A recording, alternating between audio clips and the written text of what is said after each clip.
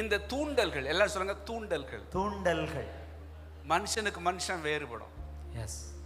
ஒருத்தன் ஆபாசமான வலைத்தளங்களில் சிக்குவான், ஒருத்தன் லவ் அஃபேரில் சிக்குவான், ஒருத்தன் குடியில் சிக்குவான், ஒருத்தன் போத பழக்க வழக்கங்கள் இருப்பான், ஒருத்தன் திருட்டுத்தனத்தில் என்ன செய்வான் இருப்பான்.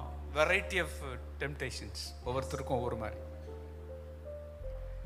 அப்போ எந்த பகுதியில் நம்ம வீக்குன்னு அவன் கண்டுபிடிச்சிட்டானோ அந்த வழியாக தான் என்ன செய்வான், எனக்குள்ள லீக் ஆவான்.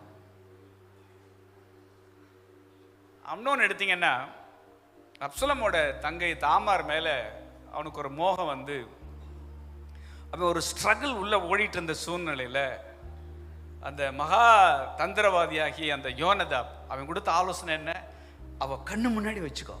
எஸ். தாமார் எங்க இருக்கணும், கண்ணு முன்னாடி.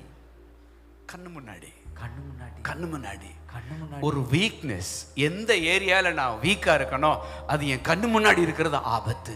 எஸ். விளங்குனவங்க ஆமென்.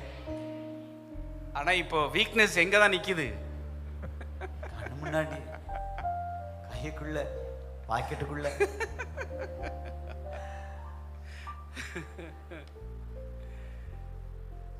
ஒரு முறை ஒரு கேத்தலிக் நன்னு இங்க வந்திருந்தப்ப அப்பா ரூம்ல உட்காந்து நாங்க ஒரு டீமை ஜோம் பண்ணிட்டு இருந்தப்போ அந்த சிஸ்டர் சொன்னது எனக்கு மறக்காது. உன்னுடைய பலவீனம் என்ன என்பதை கண்டுபிடிச்சு அந்த பலவீனத்துக்கு நீ நீ நீ விலகி இருக்கிற பட்சத்துல உன்னை மேற்கொள்ளக்கூடிய ஒரு அந்தகார கிரியை இந்த உலகத்துல இல்லவே இல்லை. ஆமென்.